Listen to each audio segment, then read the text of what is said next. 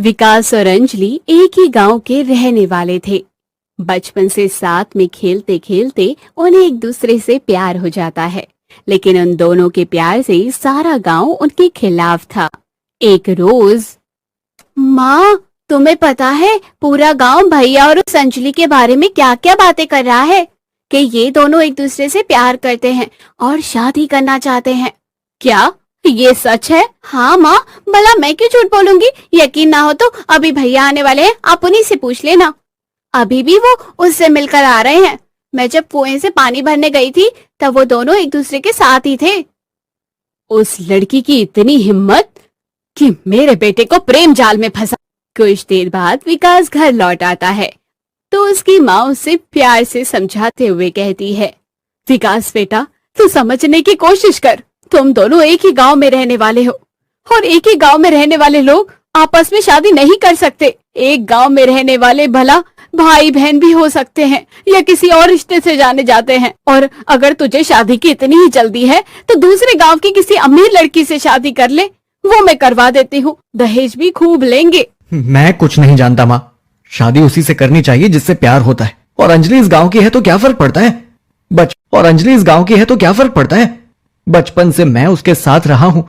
वो मेरी दोस्त थी, लेकिन अब मुझे उससे प्यार हो गया है।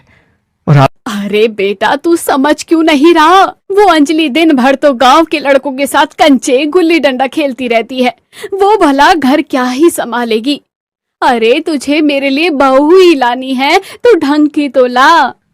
माँ, मैं अंजलि के साथ बचपन से रहा हूँ, इसलिए अच्छे से जानता हूँ कि वो घर को संभाल ले। माँ, भैया इतना कह रहे हैं तो तुम मान क्यों नहीं जाती? और वैसे भी हमें गांव वालों से क्या लेना देना? जो मर्जी है वो बोलते रहे, उनका तो काम ही है बोलना।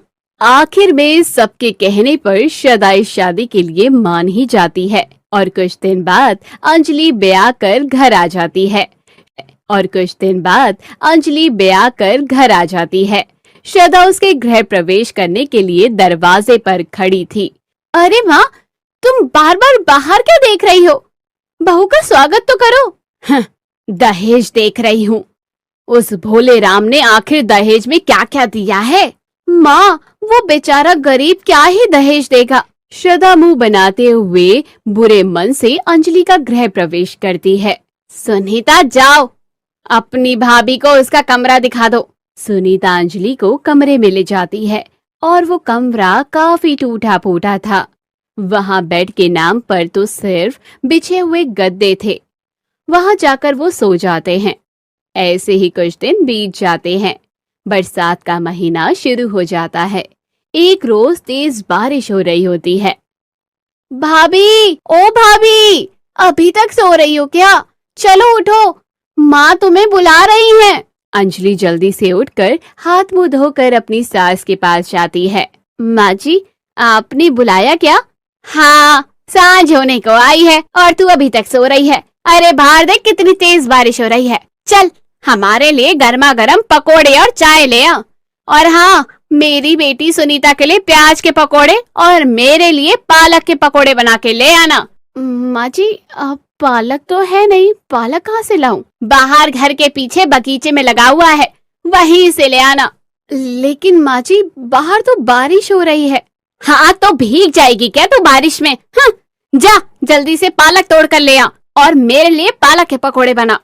अंजलि भीगते हुए बाहर जाती है और पालक तोड़कर ले आती है, जिससे उसे छींकें आनी शुरू हो जाती है। फिर वो कच्ची रसोई में जाकर पकोड़े बनाने लगती है, लेकिन बाहर हो रही तेज बारिश के कारण ऊपर से रसोई की छत टपकने लगती है। अंजलि इस बारे में जाकर अपनी सास को बताती है। माँ जी, देखिए ना, रसोई की छत टपक रही है, जगह जगह पानी टपक रहा है। ऐसे में पकोड़े कैसे बनाऊंगी? अभी तुझे आए हुए कुछ दिन भी नहीं हुए, तेरे तो नखरे शुरू हो गए। ये सब तो काम ना करने के बहाने हैं। हाँ। इतने में सुनीता भी वहां आ जाती है। क्या हुआ माँ जी?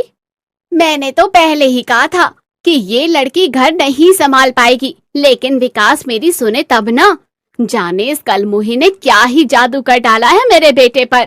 लेकिन माँ जी, रसोई की मरम्मत तो करानी ही होगी ना। हाँ हाँ, तेरे बाप ने जो बड़े पैसे मुझे दिए हैं ना दहेज में, हाँ, मैं रसोई की मरम्मत भी करवाऊं और तुझे खाना भी खिलाऊं। जैसा हमारा घर है उसी में तुझे गुजारना पड़ेगा। बड़ा प्यार का खुमार चढ़ा था ना, अब भुगतो। और वैसे भी मेरा बेटा बड़ी मेहनत से सारा दिन काम करता है, तब जाकर पैसे कमा कर लाता है। उसके पास फालतू के पैसे नहीं है जो तेरी फरमाइश पूरी करता फिरे। बेचारी अंजलि जैसे तैसे उस पानी में भरे हुए रसोई में चाय पकोड़े बनाकर दे ही देती है। वाह रे गरीब बहू, पकोड़े तो तूने बड़े करारे बनाए हैं। मुझे तो लगा कि तू बस कंचे और गुल्ली डंडा ही खेलना जानती है। शाम को जब विकास घर आया तो अंजलि उसे सारी बातें बताती है। मुझे माफ करना अंजलि, आज मेरी वजह से तुम्हें ये सब झेलना पड़ रहा है, लेकिन मैं कुछ पैसे जोड़कर इस रसोई की मरम्मत करवा दूंगा।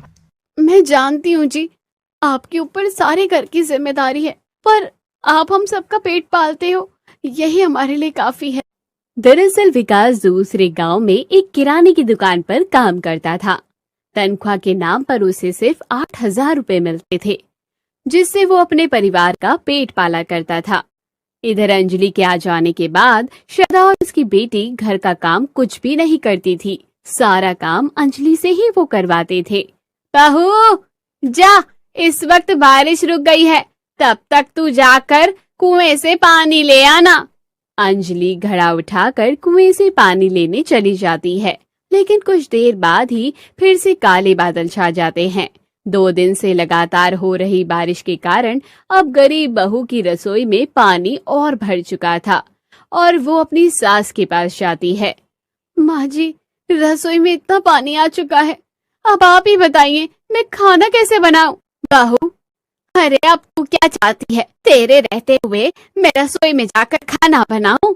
अगर तेरी यही इच्छा है तो मुझे साफ साफ बोल दे। माँ जी, ऐसी कोई बात नहीं है, रसोई में मैं खाना बना लूंगी। बेचारी गरीब बहू फिर से अपनी उस रसोई में चली जाती है, जहाँ तेज बारिश के कारण सारी रसोई में पानी भर गया था। अंजलि किसी तरह चूल्हे के पास पानी आने से तो बचा लेती है, लेकिन वहाँ लगातार 2 घंटे तक उस पानी में बैठकर खाना बनाने से उसको सर्दी लग जाती है। वही पानी में पनप रहे गंदे मच्छरों ने उसे बुरी तरह से काट लिया था। फिर वो सबके लिए खाना बनाकर कमरे में ले आती है तो अरे क्या हुआ बहू को बेटा? इसे जल्दी से अस्पताल ले चलो। विकास जल्दी से अंजलि को नजदीक के हॉस्पिटल ले जाता है। आपकी बीवी को सर्दी की वजह से और मच्छर के काटने से मलेरिया हो गया, इनको अस्पताल में भर्ती करना होगा। अरे इस रसोई में तो मेरे बस की नहीं है खाना बनाना, कितने गंदे मच्छर हैं, शायद इसी के कारण बहू बीमार पड़ी है। नहीं नहीं, मुझे जल्दी ही रसोई की मरम्मत करवानी होगी। अगर समय रहते ही उसकी सुन ली होती तो आज बहू की ये हालत ना हुई होती। श्रद्धा को अपनी गलती का एहसास हो जाता है। अरे इस रसोई में तो मेरे बस की नहीं है खाना बनाना, कितने गंदे मच्छर हैं, शायद इसी के कारण बहू बीमार पड़ी है। नहीं नहीं, मुझे जल्दी ही रसोई की मरम्मत करवानी होगी।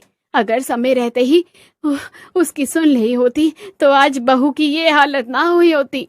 श्रद्धा को अपनी गलती का एहसास हो जाता है। कुछ दिनों बाद अंजलि ठीक होकर घर लौट आती है और अब श्रद्धा अपने बेटे से कहकर लाला से कुछ पैसे उधार लेकर रसोई की मरम्मत